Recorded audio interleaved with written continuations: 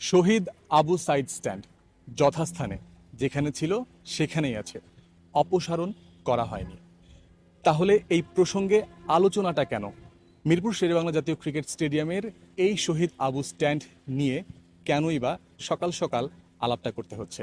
প্রশ্ন যদি এটা হয় তাহলে উত্তর হচ্ছে, গতকাল মোটামুটি সারাদিন, স্পেশালি রাত পর্যন্ত একটা কথা সামাজিক মাধ্যমে ছড়িয়ে পড়েছে এবং ছবি সম্বলিত বিভিন্ন পোস্ট দেখা যাচ্ছে যে বিসিবি নাকি শহীদ আবু সাইদ স্ট্যান্ডের এই ব্যানারটা খুলে ফেলেছে কিংবা পুরো স্ট্যান্ডের নামটাই মুছে ফেলেছে বা অপসারণ করেছে।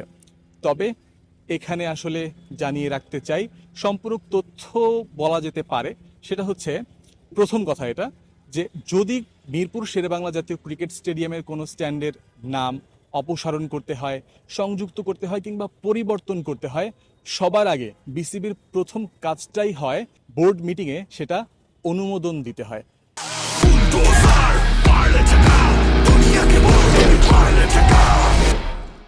কোনো কিছু অনুমোদন পেলে তারপরে সেটা বাস্তবায়ন হতে পারে। তো এখানে প্রথম পয়েন্ট। এবার আসা যাক, তাহলে এই যে এত কথা ছড়িয়েছে, ইভেন যে ছবিটা দেখা যাচ্ছে যে সেই ছবিতে এই স্ট্যান্ডে এই ব্যানারটা নেই, সেটা কি বানানো? প্রথম উত্তর, প্রথম কথা, না, বানানো নয়। তাহলে এটার ক্ল্যারিফিকেশন কি? আসলে ছবিটার মাধ্যমে একটা অপপ্রচারও চালানো হচ্ছে বলা যেতে পারে। আমি এই কথাগুলো বলছি বিসিবির দায়িত্বশীল সূত্রের বরাত দিয়েই, তার কাছ থেকে একদম দায়িত্বশীল বক্তব্য নিয়ে, তার মাধ্যমে বা তাদের মাধ্যমে পাওয়া তথ্যগুলোই আপনাদের সামনে তুলে ধরতে চাই। ওই যে ছবি নিয়ে আলাপ করছিলাম, ছবিটা বানানো নয়, সেই ছবিটার গভীরে বিস্তারিত একটু বলা শুরু করি। আমার পেছনে দেখতে পাচ্ছেন টাইগার্স ডেন রয়েছে, যেটা বাংলাদেশকে রিপ্রেজেন্ট করা ক্রিকেটারদের জন্য তামিম ইকবালের উদ্যোগে বানানো হয়েছে। টাইগার্স ডেনের ঠিক সাথেই বা পাশেই রয়েছে কোয়াবের অফিস, অর্থাৎ কোয়াব সভাপতি মোহাম্মদ মিথুন তার সমিতির সদস্যদের সাথে নিয়ে এখানে বসবেন, কার্যপ্রক্রিয়া পরিচালনা করবেন।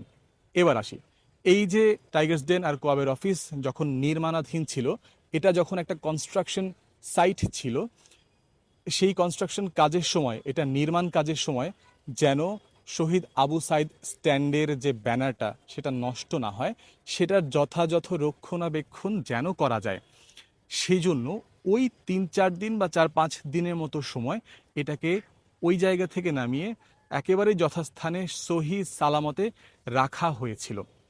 এখানে উল্লেখযোগ্য বিষয়, কনস্ট্রাকশন সাইটের যখন এটা ছিল, যখন কাজগুলো চলছিল, তখন পানি এবং কনস্ট্রাকশনের অন্যান্য এলিমেন্ট এটার উপরে পড়ে এটা নষ্ট হচ্ছিল।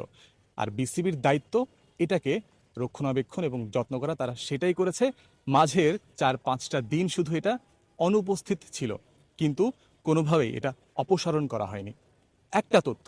এবার আরও একটা তথ্যের দিকে যাই, সেটা অনেকেরই অজানা কিংবা এই সত্যটা অনেকের সামনে আসেনি। সেটা হচ্ছে, এই যে কনস্ট্রাকশন ওয়ার্ক যখন চলছিল টাইগার্স ডেন আর কোয়াবের অফিসের, তারও আগে একবার এই শহীদ আবু সাইদ স্ট্যান্ডের গ্যালারিটা ক্ষতিগ্রস্ত হয়েছিল। কখন জানেন?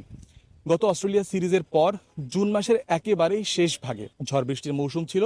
ঝড় বৃষ্টির তোড়ে এই ব্যানারের একটা পাশ খুলে পড়েছিল, ক্ষতিগ্রস্ত হয়েছিল। এটা কিন্তু কেউ জানে না, কেননা বিসিবি তৎক্ষণাৎ ব্যবস্থা নিয়েছে, তৎক্ষণাৎ এটাকে মেরামত করেছে এবং যথাযোগ্য সম্মানে যথাযথ জায়গায় এটাকে আবার আপলিফট করেছে।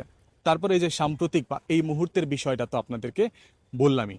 আরও একবার মোটা দাগে উল্লেখ করতে চাই, বিসিবির দায়িত্বশীল সূত্রদের বরাত দিয়ে জানাতে চাই তাদের বক্তব্য, এবং যেটা সত্য সেটা হচ্ছে, এই টাইগার্স ডেন আর কোয়াব সভাপতির অফিসটা যখন নির্মাণাধীন ছিল, সেই সময়ের কনস্ট্রাকশন কাজের জন্য, এটাকে রক্ষা করার জন্য 4-5 দিনের জন্য এটাকে খুলে যথাযোগ্য সম্মানে একটা জায়গায় রাখা হয়েছিল। এবার সর্বশেষ কথা ব্যক্তিগত জায়গা থেকে বলি, যেহেতু মিরপুর শেরেবাংলা জাতীয় ক্রিকেট স্টেডিয়ামে নিয়মিত আসা হয়, আমরা সংবাদকর্মীরা এসে থাকি, সংবাদ সংগ্রহ করে থাকি, আমাদের চোখে কখনোই পড়েনি যেটা সরানো হয়েছে বা অপসারণ করা হয়েছে, এটা সবসময়ই এখানেই ছিল।